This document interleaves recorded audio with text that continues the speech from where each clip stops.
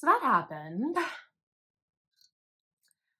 The album came out and we listened and, you know, we percolated and I hated it. Some people have been so mean, have been so hateful, and admittedly it is less fun to be sane on the internet, especially in any fandom context. Okay, being hateful is incredibly fun. Being mean is fun. Bandwagoning is fun. And lest we forget the word salad brain dump accusers from the Tortured Poets release, okay? And so I think most people would agree that there are, of the 12 tracks on this album, there are 7 that clear, that are not perfect, but that clear. This album could have been condensed to a 7-track EP with 2 bonus tracks, and I think it would have been better received. There is no through line other than I love my fiance, and that's not even a total connective through line. I do think there's some great stuff here. The track list was clunkily put together. Nothing was kept in the books for later. They just wrote 12 songs and put out the first 12 songs that they completed. Some things feel like they were really worked until they were passable, not until they were really locked in. And this definitely feels like something that was created by someone who was flying back and forth and on tour and hanging out with her boyfriend in the off days and sore out of her mind.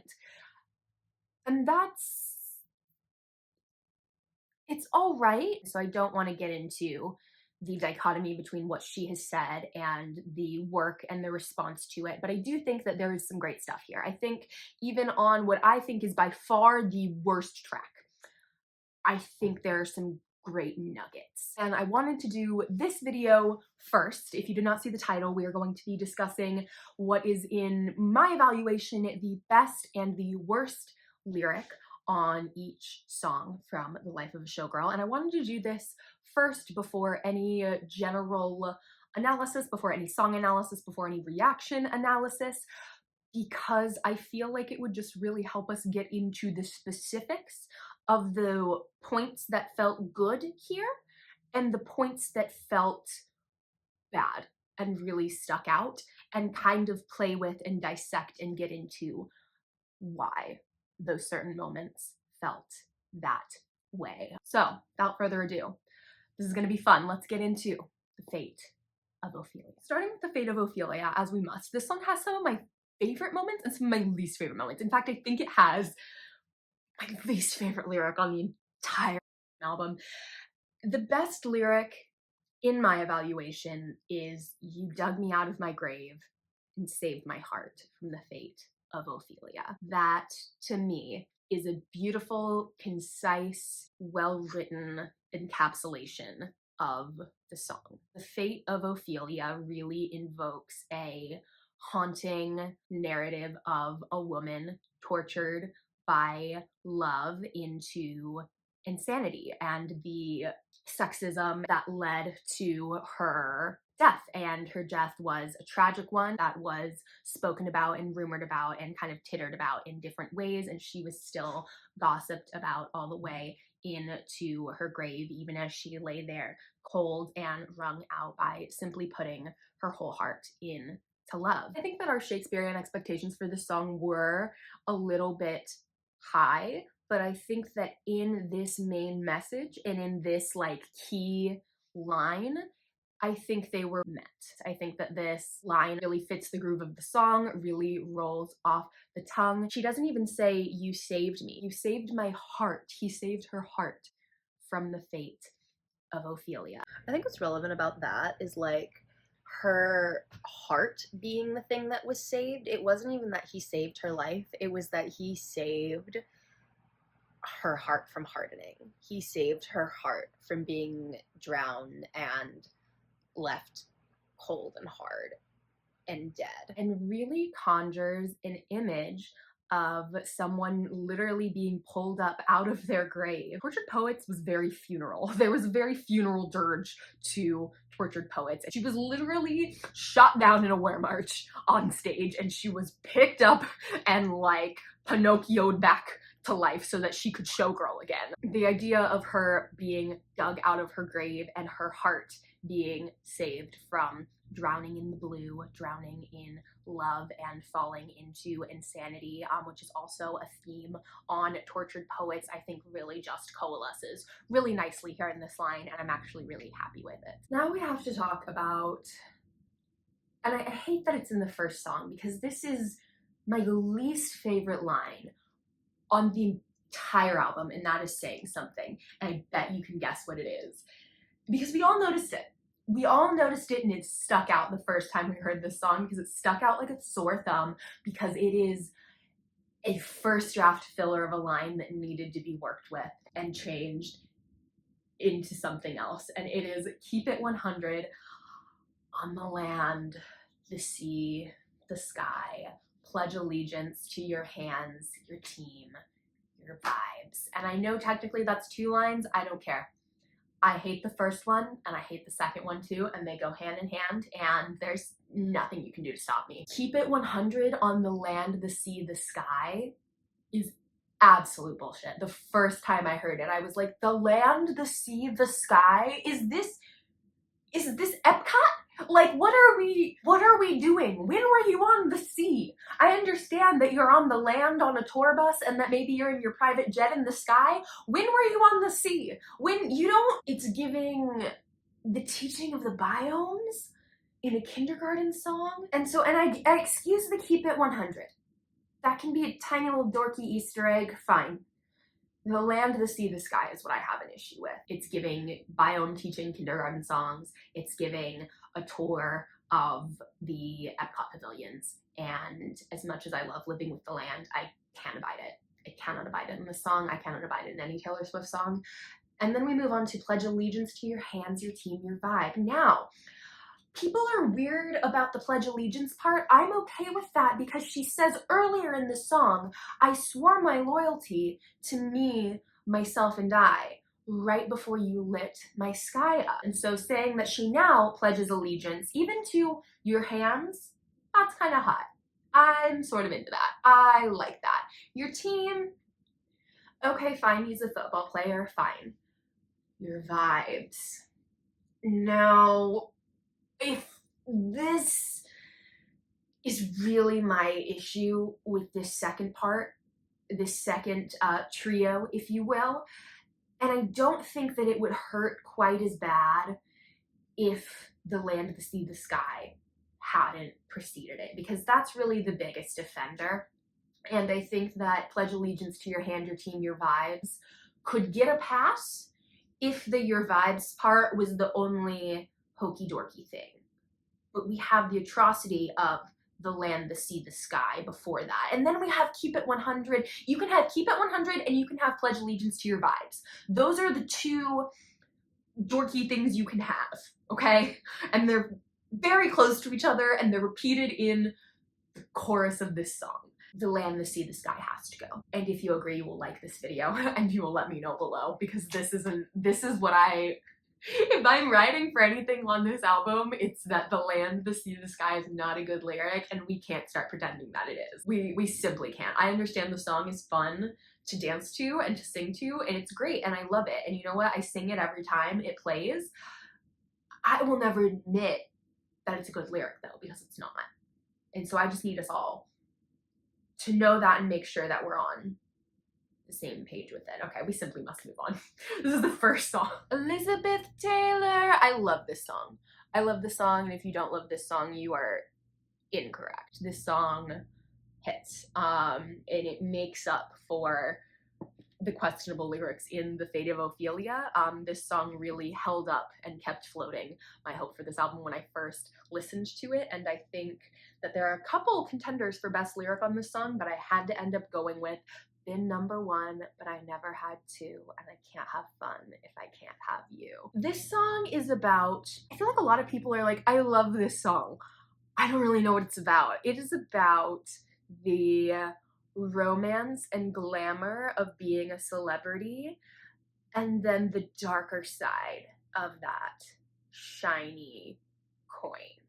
And I think that this song is really a mosaic of images and feelings all kind of sewn together to create the illustrious side of that coin that we know, and then sort of flip it over in flashes to show the insecurity and the uncertainty and the love and reliance on the glamour of it all, because a lot of times it doesn't feel so glamorous. And I think the number one, but I can't have two, and I can't have fun if I can't have you, is the perfect line for this song, because it is about being number one but never being able to find your other half, because how could there be another half to all of this? And then the inability to enjoy it without finding that match, without finding that other half. And so it kind of presents all in that one line. I've been number one. It presents the shiny side of the coin, but I never had two. And then you're over to the dark side. And I can't have fun. I can't enjoy all of this glamour and the white diamonds if I can't have you. And I just feel so much the image of like Taylor Swift in a glamorous party with black ties and white lies, and all she's doing is zeroing in on the one person that she cares about. And I felt that so much in Reputation, and it was so well described there. And I feel like this lyric is that coming back to me, and it was really visceral for me, and I absolutely loved it. Moving on to the worst lyric, I almost couldn't pick a worst lyric from this song, but there is one just because of the phrasing and the way that it's put that makes it sound slightly off. And it's all my white diamonds and lovers are forever. Now, white diamonds is the Elizabeth Taylor perfume, which is really cute. And the image of, you know, white diamonds are forever is a very, and all of my lovers are forever, you know, on the papers, on the screens, and in their minds. The point is all of the glamour and the pictures of me and the stories about me will never die, because they've been on the papers, they've been on the screens, and now they live in their minds. And so I get the point of the line, and I think it sounds good the way she sings it. It's just, unfortunately, the Elizabeth Taylor perfume is called White Diamonds, and I get it's supposed to like evoke that like black tie, black and white, you know, formality feeling. But unfortunately, the way she says it, all my white diamonds and lovers are forever, it sounds like she's saying all my white diamonds and my white lovers are forever. And she has indeed had a very white roster of lovers, which I don't feel like she's trying to point out. But at first, when I heard that line, I'm not gonna lie, at first I was like, are you calling yourself out for like only dating white boys? Is that what's happening here? And then I realized, oh no, it's just an unfortunate like lyrical Easter egging thing. And so I love the idea of all my lovers are forever in the papers and the screens and in their minds. And I love all my white diamonds are forever on the papers and the screens and in their minds. I don't want to be one of those people that's being like finding things in this album that aren't there. There's a little bit of that. This line in particular, though, from a song that I otherwise wouldn't change at all, I wish this could have been just messed with so that it didn't, because that's what I first thought when I heard it. I know I'm not the first, and I know I'm not the only one. Opalite. This album starts off so strong, it kills me. The best lyric, in my opinion, in Opalite has absolutely no gemstone references in it.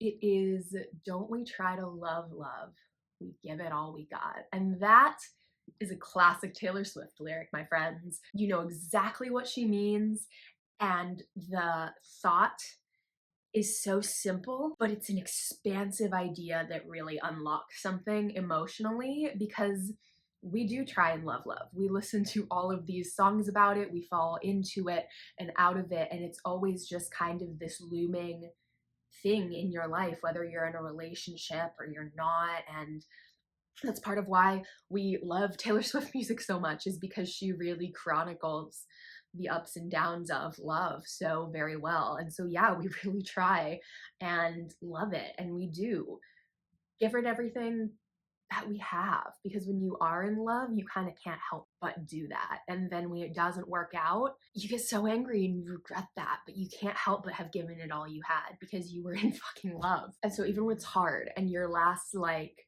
5 encounters have just been like such letdowns and such like teases of potential that ended up being disappointing, you really can't help but try and maintain hope because we love love. So yeah, I love that lyric. I went through all of the lyrics in Opalite and there's actually not that many. It's you know, a lot of these songs really have a very tight verse, chorus, bridge, chorus, wrap it up structure. And I actually would not change any of the lyrics in Opalite. I think that they all fit. I think that they all have their place and have their purpose, fit the vibe of the song, fit the flow of the song, and I really wouldn't pick out any to mess with. I know there is one in particular people don't love, but when I look at all of the other lyrics on this album that I feel like stick out like a sore thumb, I don't feel like the lyric people dislike in this song sticks out in the same way. And I also don't feel like it's off-brand for Taylor. If you don't know which lyric I'm talking about, you can figure it out. There's a lyric in the song that people are like chattering about. Yeah, I wouldn't change anything here.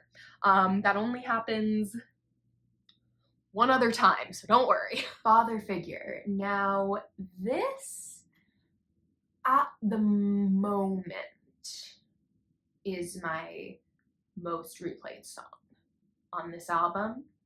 And I really struggled with what the best lyric here was. She had said that her favorite was, I pay the check before it kisses the mahogany grain. And I think that's beautiful. I think that's great. I personally had to pick I Protect the Family though. Without that line, Tay Tony Soprano is not present on this song, and I really think Tay Tony Soprano is what makes this song among so many other things. This song is a beautifully crafted narrative and story that is connected to Taylor Swift lore, and even without that, the narrative and the story and the message is so well crafted and clear, and I enjoy being taken on that journey. I enjoy hearing the story be told, and every single time I Protect the Family is said, it is in a different context. Seeing how it changes over the course of the song and the weight that it carries, the way Taylor is saying it, who is saying it, and the meaning and weight that it carries to the person who is saying it within the context of the song, I just really enjoy and respect. And I think that that ability to take that phrase and really have it change the entire world and vibe of the song just by existing over and over again throughout the song is why we love Taylor Swift in her writing, because she can do things like that so without detection. You know, it didn't feel like it was effortful to shove I Protect the Family into this song. It really feels like a dynamic beating heart of this song. The worst lyric, I think, is I can make deals with the devil because my dick's bigger. The reason I say this is not because I dislike the line, it's because I don't like that the line is repeated so often in every chorus. I don't feel like it undergoes the same transformation and journey as I Protect the Family, but this is repeated almost as often. And so what I would like is to see a progression of this line. So the clean version is I can make deals with the devil because my check's bigger. Make that one of them. Have the first chorus be check, come up with another word for the second one, and then the final two have the mentor saying, I can make deals with the devil because, let's be honest, my dick's bigger. That's what it is. And then when the protege rises up and flips the script and is saying, no, actually, I protect this family, have her say, you made a deal with this devil. Turns out my dick's actually bigger, and I learned that from you. Have that be where we have the my dick's bigger line come in, because I think it's not useless. I think it makes an impact, and I think that it sends a message about the attitude of these, you know, mentors and maybe these men in the music industry. I like the intention of that and I like the presence of that. I also like it starting with, well, I have more money, my check's bigger, and then turning into maybe something else, and then it ending with, well, yeah, honey, I can make deals with the devil because my dick's bigger. And by that time, the protege has learned and she's seen and she's watched and she's able to turn around and say, actually, my dick's bigger and I learned that from you. Just my thought, just my critique. Eldest daughter. This is the worst written song on this album. Not every line is bad. The way they are sewn together and the way the narrative is tried to be carved from all of them, this song is like a collage, not a path or something you kind of go straight through. And I think there are some good, great lines on it, some good points made. They're made in kind of a jumbled mess. And I think the best lyric is, when you found me, I said I was busy. That was a lie.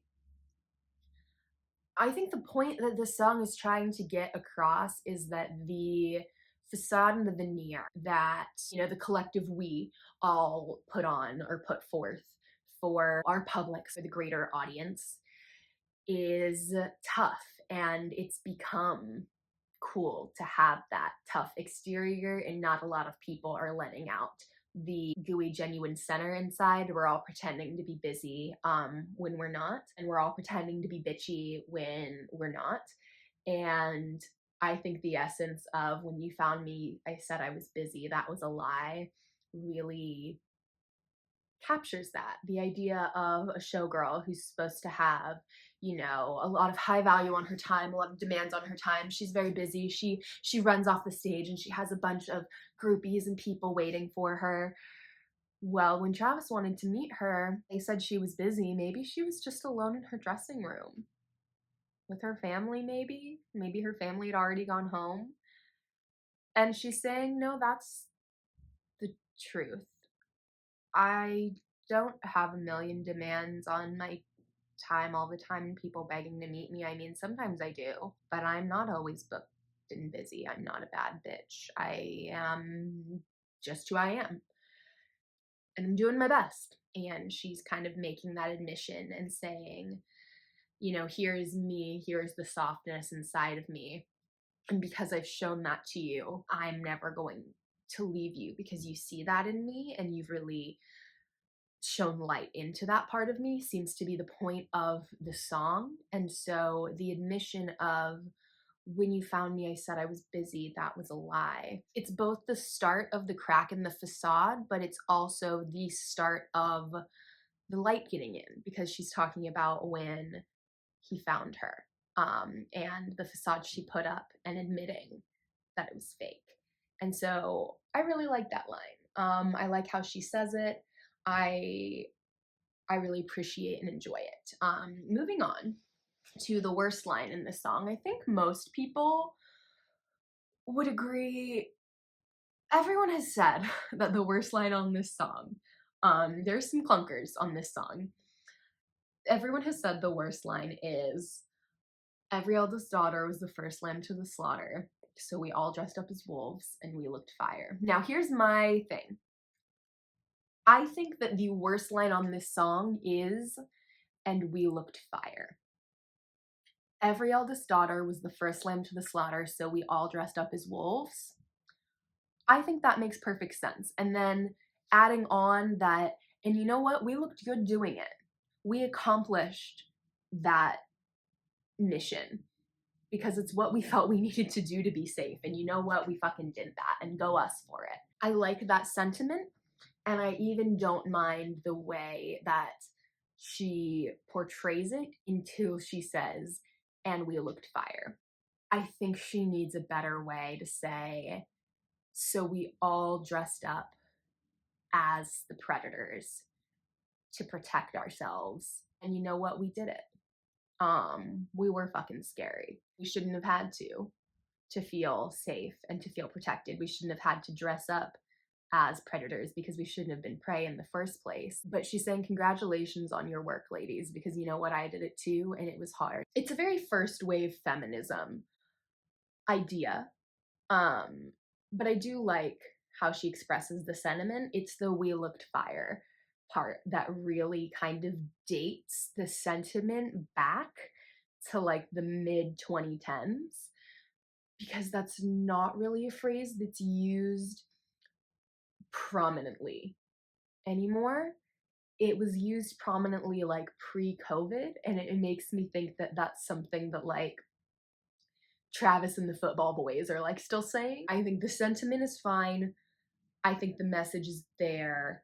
I think it needs to be phrased better and tied in with the rest of the song in a better way. Ruin the friendship, the little debut nugget on the life of a showgirl. This is such a classic Taylor Swift song. It's absolutely crazy, and it was such a huge shock. I think the best lyric on this song is, "And it was not an invitation." I have to say it almost like she does in the song because I love the way she sings it. You understand what she's saying. She goes, "And it was not an invitation." But then in each chorus, she goes on to say how she should have gone for it. She should have kissed him anyway. She should have ruined the friendship. And the reason I like this lyric is because she describes something like making eye contact with him across the room at prom, or having a moment on a really magical day they're spending together. And like those moments, they're not direct invitations, but they were real, and they were a moment. And it was a moment that she should have taken and run with and said yes to. And she's admitting that it wasn't something overt, it wasn't an invitation, but it was something and she should have taken it. And I love that. I love the way she's able to grab something visceral but intangible and put it into a phrase, into a lyric. And I think that she did that really well here. What I don't think she did that well with was when she said, "Have fun, it's prom." She says, "Wilted corsage dangles from my wrist." She says, "Disco ball makes everything look cheap." We know we're at prom and that it's supposed to be fun, and that like this eye contact is wistful. I know it's a tiny little "have fun, it's prom," like just like couple 4 syllables in that verse. Fill them with something else. Fill them with something else. Please, we already know we're at prom. We already know it's supposed to be fun and that you're having this kind of sad, wistful moment, and like that's the juxtaposition we're making here. "Have fun, it's prom" adds nothing to that. It just felt like she needed lyrics there and wanted to say the word prom to just really drive. We've already said second period. Like, we don't need to make another glaring high school reference to like get it. Sorry, I got so hot I had to take that off. Actually romantic. The lyrics in this song are very straightforward. There's not like a ton of thinking you have to do to understand what's being said. It's a very kind of like straightforward song. I think the best lyric is, "It sounded nasty, but it feels like you're flirting with me." And I feel like that's kind of the distilled essence of what she's trying to say. I like the way she says it in the song, where it's like going up to that like that build in the bridge. I think it's really fun. I also like it because of the dichotomy of the word nasty and the whole like nasty woman trope. So she's like, "It sounded nasty, but is it actually nasty?" And I kind of love that. I'm not sure she even thought that far, or if the syllables for nasty just fit, but I am really into it. The worst lyric, I think, is, and I know you think it comes off vicious, but it's precious, adorable. And the reason is because the next lyric is, "Like a toy chihuahua barking at me from a tiny purse. That's how much it hurts." You just said the same thing twice, but the second way you said it was better and a more creative, fun image. Because the chihuahua thinks it's coming off as vicious, but it is precious. It's adorable. I think the Chihuahua line is great. I think that we need to replace this line before it with something else that adds to the song or the sentiment in a different way, in my opinion. Wish list. Now, whether you like it or not, the best lyric in this song is "Got me dreaming about a driveway with a basketball hoop," because whether you like the fact that that's what she's dreaming about or not, that really is the whole song. It's, I want to settle down and do the like married family thing, and a driveway with a basketball hoop. It's just a very specific image of suburban happiness and life, and the idea of having kids that go out in the driveway and play basketball while you're like making dinner and such. It's just all very encompassed in that image. We all know exactly what she means, and we all know exactly what she is thinking of and dreaming of, and whether or not you like that concept or that image, it's conveyed really well in this song. And this song is another one that is really quite straightforward. There's not a lot of like metaphor or subtlety. It's very like very simple lyrically, and so I do like that this one lyric that is central to the chorus really does kind of evoke that warm image and like internal excitement for that love and that like familial community that I feel like she is trying to evoke with this song. The worst lyric, and there's a runner-up here, so just you wait. I had to pick "And that good surf, no hypocrites." I know what everything else she lists in this song is. I know what she's at least talking about. What do you mean? But the lyric before is "freedom, living off the grid, and the 3 dogs that they call their kids. And that good surf, no hypocrites?" So surfing and no hypocrite, or unless she's talking about surfing online with no hypocrites, but if you're living off the grid, are you online? It's a bad lyric and it makes no sense. And if you know what she's talking about, please fucking tell me, because I've been able to figure out whether it's good or not, I've been able to figure out what the fuck she means by every other lyric. This one I'm just like, girl, what? What do you mean? Was this a filler that you just never replaced? You just forgot? You just forgot it was there? Like, you were in the studio and you're like, oh shit, that was a filler lyric, but you couldn't come up with another one, so you just sang it anyway? There was a time limit, you had a plane to catch? And so we just left it. The runner-up is, I thought I had it right once, twice, but I did not. You caught me off my guard. Okay, I thought I had it right once, twice. Cute. We know the once and the twice that she's talking about. Great. But I did not. Okay, that's a little clunky and weird. I hope it's there for a rhyme. But it's like not. She continues with, and it totally like is weird within the beat of the song if you listen to it, but I did not. It's this really like staccato beat of a bridge. You caught me off my guard. And not is supposed to rhyme with caught, but it doesn't hit in the song in a way that really makes the weird like stopping point of not pay off. It's just weird and clunky and wood. The best lyric is the whole first verse. I don't care what you guys say. It's clever, it's cute, and if she had really continued and stayed married to this throughout the whole song, this song would have been maybe better than Opalite. And that's saying a lot. But she got a little too quirky, she got a little too horny with it.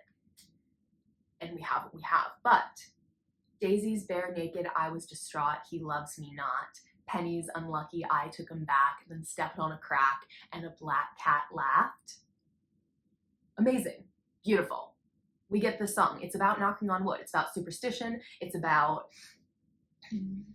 all of these different things that she just layered, and she wove them together beautifully in a way where she didn't need to totally spell out, I was picking the petals off of the daisies, you know, he loves me not, and then I got through them all and now they're all completely naked. And also like the tiny little bit of horniness in the phrase bare naked just kind of slips right into what I think would have been a perfect subtle horniness in this song, she just really took the subtlety and towards the end of the song decided to throw it all the way out the window. The subtlety was defenestrated, but I think it's present in this first verse and it's so cute. She's talking about picking the petals off of flowers and then lucky pennies, and then she stepped on a crack and the black cat laughed.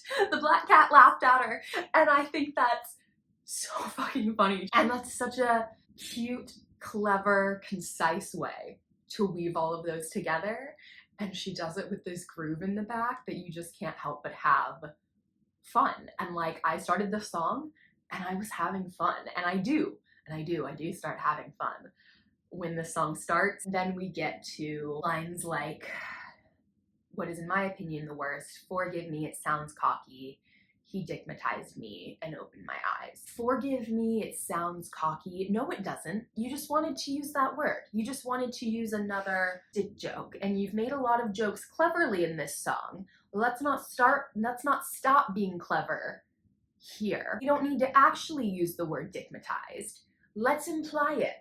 Let's just tread all the way around, that word and say everything but it. And I guess she doesn't actually say it. It's like, ahmatized me or whatever. It's like censored, whatever. We get what she's saying, and it's not as fun as if she would have danced around it. And if she still wanted to use the word cocky, fine. But stacking it, it's too much. And so then when she asks you to take in the "opened my thighs" line, you're like, I'm sorry, I simply can't. Like, we've gone too far. There are a lot of almost hit lyrics on Cancelled. Cancelled is a very polarizing song. This is a polarizing album, but the one lyric that I think on Cancelled that actually really hit and cut is, "But a shattered glass is a lot more sharp." I think that is the vibe and the lyricism that this song was aiming for, and I think it tapped it a couple times, in particular with that lyric, and then never reached it again. The worst lyric, in my opinion, is easily the disappointing usage of "Something Wicked This Way Comes." That is Shakespeare lyric. We have Shakespeare reference on this album. Fantastic. You're a showgirl. Use a line from Macbeth, one of the theateriest theater shows that you're not even allowed to say the name of in a theater because it's unlucky, etc. I love that line, especially during spooky season. It is just so classic and beautiful to me, and I love it, and I love how it's been used in different times, and I love the idea that Taylor Swift would use it. I hate how she did it here on this song. It does not have the impact that a line like that deserves. It feels like she's dropping it thinking that it's like a bomb and an absolute mic drop, and it really doesn't have that effect because of the lack of strength of the song that it's surrounded by. It feels like this song doesn't meet its vibe entirely due to its lyrics, and one of those failures I think is just the absolute swing and a miss of using "Something Wicked This Way Comes." And then I think another great example of a fumble, these two kind of like tied for worst lyric in my opinion, because I couldn't not mention the "Something Wicked This Way Comes," but the lyric that Taylor actually wrote that I think is the worst is, "Or bring a tiny violin to a knife fight." Now, it feels like she needed another internet kind of joke about something you could do to get canceled, and she wanted to use the tiny violin phrase, and then she kind of shoved it into the like, "Oh, I brought a knife to a gunfight," which is a lyric of hers on Lover, but she doesn't. What does that mean? So like, you showed up somewhere feeling sorry for yourself instead of ready to fight? I'm not sure that's something someone's been canceled for before. The tiny violin thing is a thing of its own, but then bringing something different to a knife fight. Because in Daylight, she talks about her bringing a knife to a gunfight. Well, maybe here you could say, did you bring a gun to a knife fight? Were you just too much? Did you do too much? Were you too defensive? Did you overreact? Or, you know, repeat your own lyrics, make a reference. I brought a knife to a gunfight. You know, she's talking about being canceled back then in that song. Do a reference, do an Easter egg. Swifties love that shit. And I feel like then we would be here saying she's recycling her lyrics.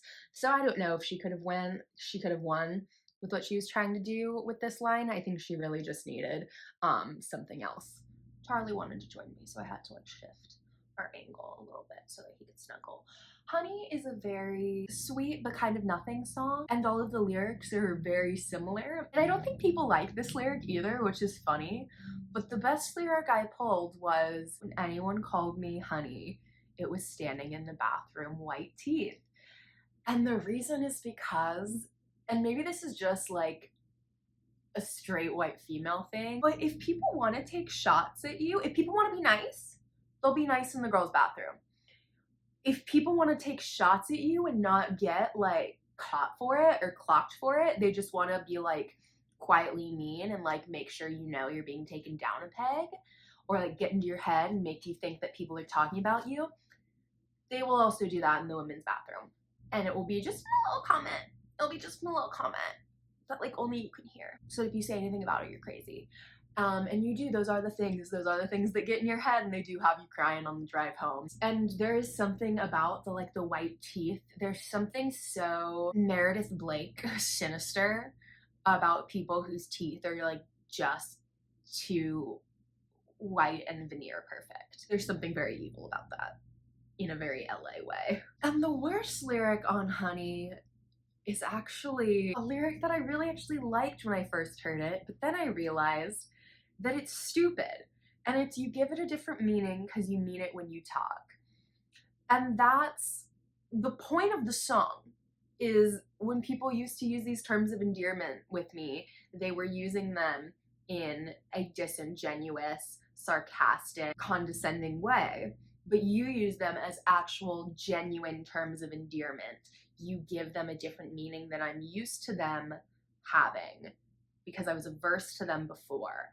But now you give them a different meaning because you actually mean them for what they're meant to be saying. That's the whole idea of the song, and I feel like she just kind of like wrote it out there in a very uninteresting and uncreative and like unfun way. The entire sentiment of the song is that, and she says it in such an awkward way that it's like disappointing to me. The Life of a Showgirl featuring Sabrina Carpenter. I love this song. I think the best lyric is, I took her pearls of wisdom, hung them from my neck, because the long pearls that like, and they'll like attach to your hands and stuff that showgirls carry around. I think they're so fun and cute. They were featured a couple times in the Fate of Ophelia music video, and I'm just so obsessed with it. I love like the dripping, long, kind of like flappery pearls. And so she's collecting the advice from other showgirls, like pearls of wisdom, and she's hanging them around her neck like a reminder, like tools that she's collected to use. And I just think that is so cute and glamorous and flawless. And I actually wouldn't change a single thing in this song. I looked through all of the lyrics, and I feel like the story is told in the way that it's intended to be received, and I think that it really does just flow from beginning to end so easily and is fun and easy to listen to, and I love it. I wouldn't change any of the words in this song. This is the other one. That one and Opalite are the only two that I couldn't find a lyric that I would like mess with or touch or like pick out as like clearly the low point. Let me know if you agree. Thank you guys so much for being here and walking through my personal best and worst lyrics. Let me know what you agree with and what you disagree with, and what lyrics hit you in positive and negative ways when you were listening to this album, and just like what you specifically had a reaction to lyric wise. I really love hearing how people's opinions like line up with and differ from mine, especially in Swiftian moments, because I'm just so deeply enthralled in it. So thank you guys so very much for being here once again. If you would like to see the other Showgirl content coming out, it will not all be Showgirl videos. However, I do have quite a few Showgirl videos lined up. Subscribe and it'll like put me in your subscription box and you'll get little notifications when I post a video so that you can remember to watch them later when you have free YouTube time. Give it a like if you liked it because it helps me out so very much on my little journey here on this platform. And I can't wait to see you guys in the next one. Mwah!